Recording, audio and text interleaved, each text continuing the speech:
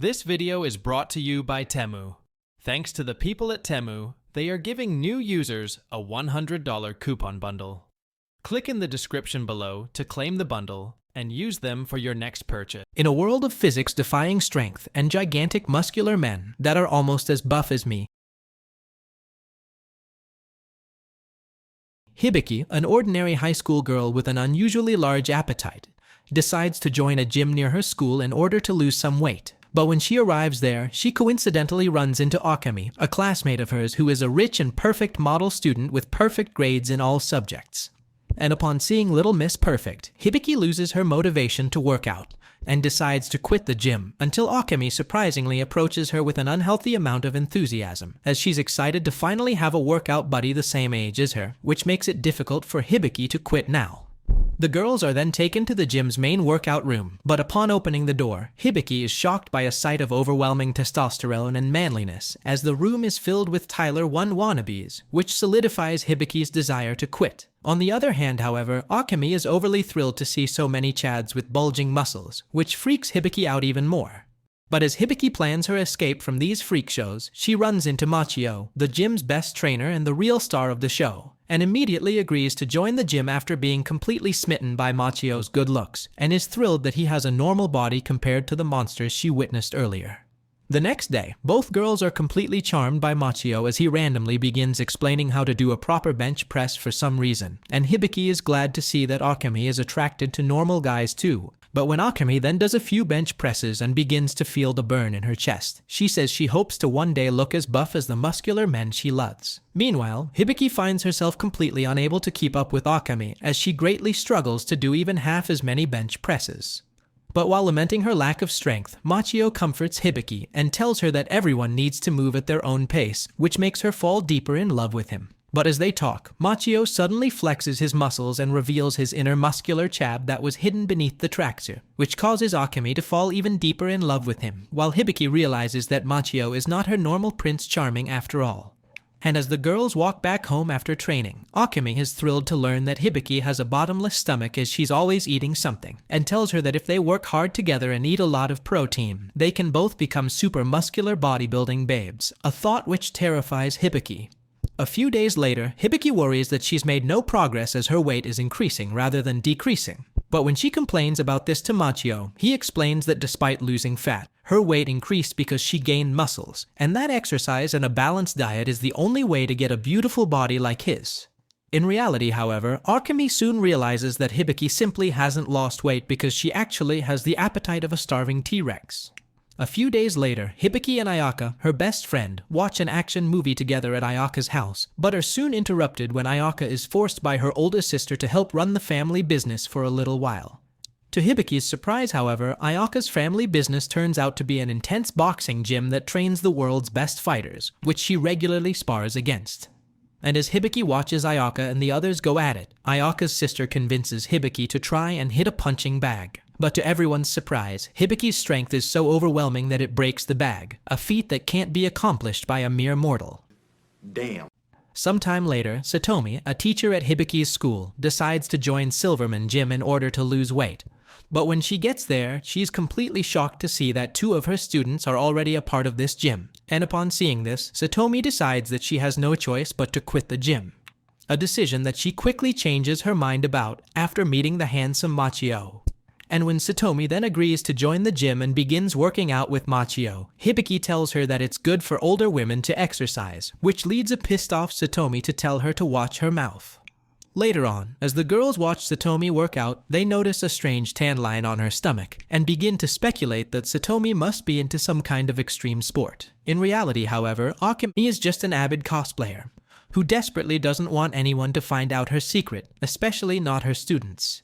But a few days later, when Satomi attends an anime convention, she's shocked to see that both Hibiki and Akemi are there for some reason. And to make matters worse, the humongous Machio is there too, cosplayed as Muscle Kin, a famous anime character from the popular series Lift of the North Star. But while Machio steals the show with his unbelievable muscles, Satomi is able to sneak away from the convention and get changed without being spotted. Unfortunately for her, however, Hibiki later notices Satomi with a backpack and suitcase as she's leaving the convention, and mistakenly concludes that Satomi must have been there to buy boys love manga, which she pretends is true in order to keep her cosplaying a secret. Sometime later during summer vacation, Silverman Gym finds itself filled with ordinary grass touchers who are eager to gain a perfect beach bod, which unfortunately means there's no room left for the girls to train. Instead, Akemi takes Hibiki and Ayaka to her huge mansion, so they can train in private while her parents are busy traveling the world. But since Akemi's house has literally everything except a personal gym for some reason, the girls decide to watch a video on home exercising, hosted by a devious-looking man that is actually a professor at their school. And by following the video's advice, the girls try to do dips by using chairs. And while Ayaka manages to do it smoothly, when Hibiki tries, she accidentally breaks the chairs and profusely apologizes to Akemi, who says it's no big deal. But later that night, however, Hibiki learns from a TV show that the chairs she broke were antiques that cost $1 million each. Sometime later, after summer break ends, the school decides to hold a sports festival, which Hibiki is not at all excited to participate in, as she has no confidence in her running ability. At the gym, however, Machio helps Hibiki and the others by teaching them several exercises that can improve their running ability. But as the girls watch Hibiki give it her all while working out her legs, they notice that her shorts have ripped but feel too awkward to tell her about it, while Machio is just busy admiring his muscles. And to make matters worse, on the way to school the next day, Hibiki's leg muscles are so sore that she can barely walk. Despite this, Hibiki still gives it her all at the school sports festival later that day. And even though her class is in last place, Hibiki pours everything she has into trying to outrun Akemi, only to fall short and finish in second place. But when all is said and done, Akemi and Hibiki are both proud of their performances. And after the race, while the girls relax at a sauna, they decide to have a healthy competition to see who can stay in there the longest, in order to win raffle tickets with a chance to win them a flight to Freedom Land. But as both Ayaka and Akemi soon give up from exhaustion, Hibiki finds herself alone against Satomi, who seems completely unfazed by the heat. In reality, though, Satomi is completely unresponsive as she's already passed out from the heat, granting Hibiki the victory. But rather than winning a trip to America, Hibiki is disappointed to learn that she tortured herself in a sauna just to win 4 lame t-shirts, which she ends up giving to Akemi anyways. A few days later, Hibiki sees a home theater system on sale and desperately wants it no matter what, but has no money to pay for it. Incidentally, she sees a flyer at the gym that is promoting an arm wrestling competition with many cash prizes. And upon seeing this, Hibiki immediately agrees to enter, but decides to practice beforehand against Ayaka, which she surprisingly defeats within seconds of the match beginning, despite her opponent being an experienced boxer. And while the sight of Hibiki's monstrous strength terrifies the girls, it has no impact on Machio, who decides to be Hibiki's next opponent. But even though Hibiki gives it her best effort, she still loses when faced with Machio's immeasurable strength. Despite this, however, Machio is surprised that Hibiki was able to force him to get a bit serious. Later that day, when What the hell? Oh my God, no way. the arm wrestling championship officially begins, Hibiki learns that there are only 2 women participating in the tournament, herself and Gina, an arm wrestling athlete from Russia, who's defeated countless men in her goal to become the greatest arm wrestler in the world. And even though Gina's confidence and impressive record are a bit intimidating, Hibiki refuses to back down as she desperately wants the prize money. But when the 2 girls grasp each other's hands and the competition officially begins, Hibiki immediately overwhelms Gina with her ridiculous strength and wins the match in a matter of seconds. And although Gina is initially shocked by this unexpected outcome, she doesn't give up.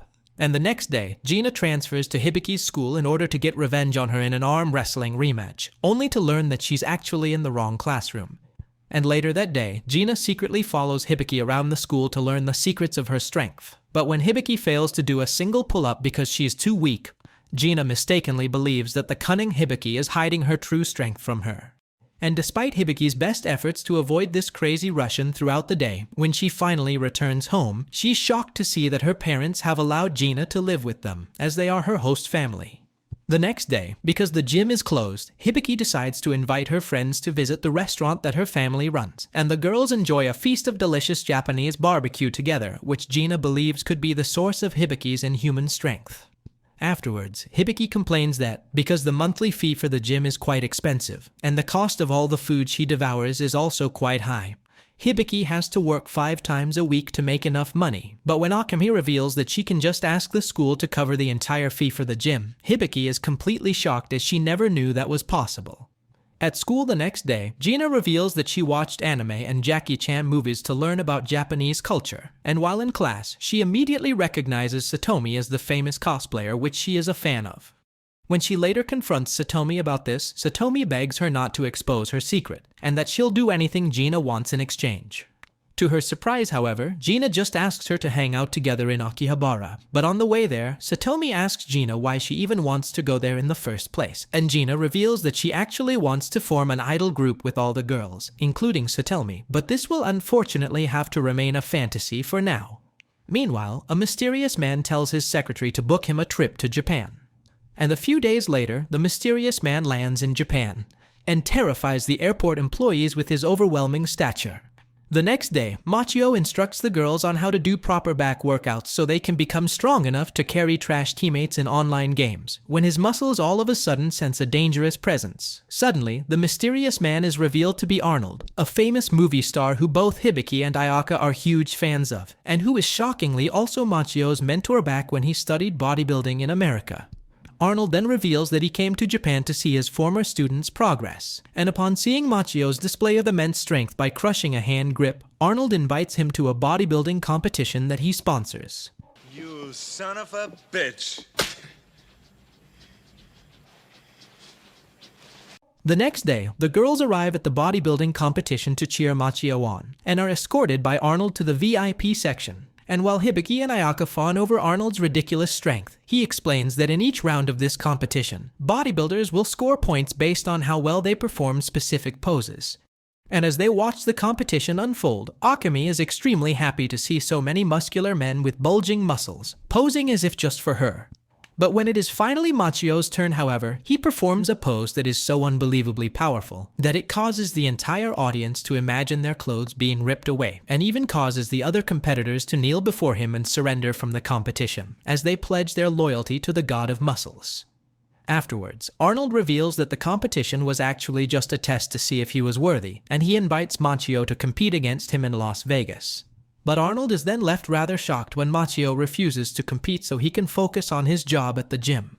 Sometime later, the girls are hanging out together during Christmas time, but become depressed when they see couples everywhere and realize that they don't have boyfriends, a role that I would personally be happy to fill for any of these girls. The next day at the gym, however, Machio explains that the gym will hold a Christmas party attended by college students and sports athletes, which the girls realize will be a perfect opportunity to get boyfriends. Akemi in particular is excited at the idea of meeting a muscular hunk of a man, while Satomi thinks it would be nice to finally get married. And in preparation for the party, the girls decide to exercise and get in shape. But an overly excited Hibiki accidentally drops a barbell on her head. And at the end of the day, the girls decide to compete to see which of them will be the first to get a boyfriend. The next night at the Christmas party, the girls all chose to wear cute costumes to help attract a man, with Satomi in particular wearing something quite aggressive. Suddenly, the lights dim, and Machio announces that the winner of tonight's raffle contest will receive 2 tickets to a popular amusement park, which the girls all want to win. Machio then raffles off various prizes to the audience by flexing and revealing the winning numbers written on his body, with Satomi eventually winning the much-desired amusement park tickets. Unfortunately, it turns out that all the guys at the party are all already married, so Satomi decides to give her tickets to Akemi, who really wanted them, as she intends to ask Machio out on a date to the amusement park.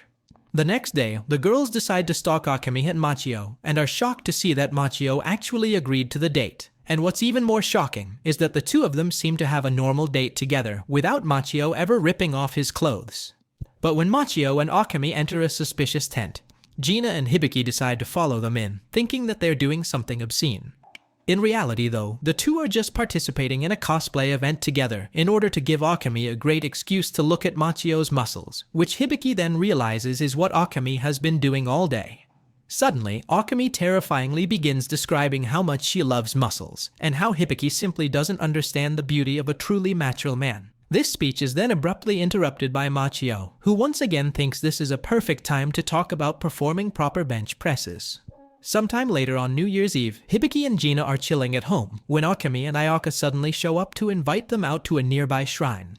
Once there, however, Hibiki is shocked to learn that in order to reach the shrine, they must climb a ridiculously long set of stairs. And to make matters worse, there are quite a few muscular men there preparing their bodies in order to accomplish this monumental feat, as they wish to meet the god of muscles who is rumored to live at the top of the mountain. But when the girls learn that the shrine is also rumored to grant success in love, they all suddenly gain the motivation to climb the mountain. But this quickly proves even more difficult than they had ever imagined. When they finally reach the top, the girls find out that Machio's family actually owns the shrine, and he works there as a muscle priest during the holiday, but I think it's more likely that he's the muscle god. Much later, after New Year's, Machio informs Hibiki and Akemi that the gym is organizing a trip to a tropical beach for spring break. The girls, of course, agree to go as the place is trendy among young people, which makes it the perfect place to look for boyfriends. Once there, however, Gina can't stand the hot weather at all and immediately removes what little she was wearing, which might help her odds in the beauty contest that the girls decide to participate in shortly after, with Akemi in particular feeling excited to show off her impressive physique, which leaves Hibiki speechless.